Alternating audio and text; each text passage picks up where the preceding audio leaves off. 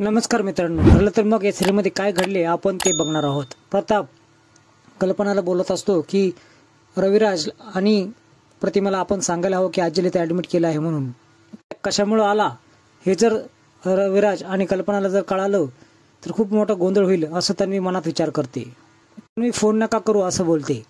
प्रतिमा विचार करत असते की आपण लग्न मोडतोय की लग्न तोडतोय सायलीशी हे काही कळेना. हे सर्व कळायलाच हवं असं म्हणून ती तिकडे जाण्याचा विचार करते. तर तन्वी मात्र समजून सांगत असते की का आपण फोन करून त्यांना बोलवायचं नाही म्हणून. अस्मिता बोलते अजूनही तुझाच विचार करत आहे असं तन्वीबाबत ती बोलते. इकडे अर्जुनची वाट सायली बघत असते. हेच ऐकायचं होतं असं कुसुम बोलते. तुमच्या भेटीमध्ये रोजच्या पेक्षा वेगळीच गंमत असेल असं कुसुम बोलते. सारखी दरवाजामधून बाहेर डोकत असते पण अर्जुन काय येत नाही असं ती विचार करते. कुसुम धीर धर असं बोलते. अर्जुन चैतन्याला सांगतो की मला भेटायला येता येणार नाही असं सायलीला फोन करून सांग. चैतन्य फोन करतो कुसुमला आणि सांगतो की आजीला ॲडमिट केलं आहे म्हणून मी अर्जुन भेटायला येऊ शकत नाही म्हणून. आजीचा बीपी वाढला आहे, त्यांना ॲडमिट केलं आहे असं चैतन्य सांगतो. सायलीला हे ऐकून धक्का बसतो. पूर्ण आजीला जर काही झालं तर अर्जुन सरांना खूप त्रास होईल. ते बरे आहेत ना असं सायली प्रश्न करते. सगळं व्यवस्थित आहे असं चैतन्य बोलतो. झालं किंवा काही वाटतं असेल तर मी कळवतो तुला असं तो सायलीला सांगतो. सायली कुसुमला बोलते मला चैन पडत नाहीये, मी त्याला भेटायला जाते. पुढला रिक्षामध्ये बसून जाते त्याच वेळेस प्रतिमा चाळीमध्ये येते. दोघीची उकाचूक होते. सायली कुठे आहे असं विचारते कुसुमला. आताच गेली पण कधी येईल ते सांगता येत नाही असं कुसुम बोलते. खूप काळजीमध्ये असते. त्याच वेळेस कुसुम विचारते काय झालं. प्रतिमा पुढे बोलते की मला काहीतरी तुम्हाला सांगायचं आहे पूर्ण आजीबद्दल. मी सर्वांना सांगतो पूर्ण आजी आता आउट ऑफ डेंजर आहे. ती पुन्हा पॉलिशी मारते. मी देवाला सांगितलं तो पूर्ण आजीला काही झालं नाही पाहिजे. तिला काही झालं तर माझ्या इतकं कुणी वाईट नसेल. काळजी घ्यावा लागेल आपल्याला, नाही तिला पुन्हा जर त्रास झाला तर वेगळंच काहीतरी होत जाईल असं अश्विन बोलतो. पण ती नॉर्मल होत नाही तोपर्यंत आपण घरातला वाद टाळूयात. प्रतिमा सांगते मला सायलीची वाट जास्त वेळ बघता येणार नाही. माझा निरोप तुम्ही सायलीला देताल का. सर्वजण तन्वी आणि अर्जुनचं लग्न करायचं ठरवत आहेत. मला शॉकच बसतो. अर्जुन आणि तन्वीचं लग्न असं ती बोलते.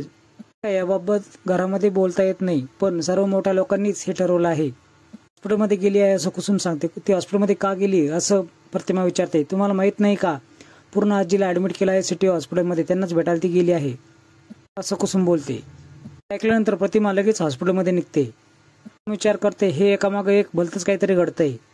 ती शेजारच्या काकूंकडं फोन करायला जाते. सायली मात्र फोन उचलत नाही आणि हॉस्पिटलमध्ये पोहोचते. दूर आलेल्या आजीला बघून सर्वजण आनंदित होतात. अर्जुन बोलण्याचा प्रयत्न करतो. तू कशी आहेस, बरी आहेस ना असं विचारतो पण आजी त्याच्या प्रश्नाला उत्तर देत नाही. आजी बोलते मेले असते तर बरं झालं असतं. तुला माझी काहीच किंमत नाही. इतक्यात रूमचा दरवाजा सायली उघडते. सायली सर्वांना बघते. आजीला तो बोलतो की माझ्यासाठी सर्वात महत्वाची तू आहेस. तसं काही दिसत नाही असं पूर्ण आजी बोलते. पण बरी हो मग घरी जाऊन आपण बोलूयात असं अर्जुन बोलतो. तुला जर मी बरी व्हावी असे वाटत असेल तर अर्जुन मला एक वचन दे तरच माझा श्वास सुरू राहील. तन्वी मनोमनी खुश असते. कर कर ब्लॅकमेल कर अर्जुनला. काम करताना तू मला जाम आवडत आहेस. एक वचन दे की तू तन्वीशीच लग्न करशील असं पूर्ण आजी बोलते आणि हे सर्व बोलणं सायली ऐकते. मित्रांनो पुढील भागामध्ये तुम्ही बघणार आहात की अर्जुन काही तिला वचन देत नसतो. तो खूप रडू लागतो.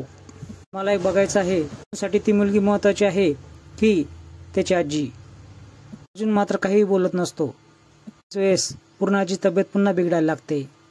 वचन दे असं सर्वजणच त्याला म्हणतात तन्वीसह. आता सुन्न झालेला असतो. सायली देखील दरवाजामध्ये उभा राहून रडत असते. तुम्हाला काय वाटतं काय होईल. अर्जुन काय उत्तर देईल. वचन देईल का आणि दिलं तरी तो खरंच लग्न तन्वीशी करेल का. नवीन अपडेट्स बघण्यासाठी चॅनल सबस्क्राईब करा.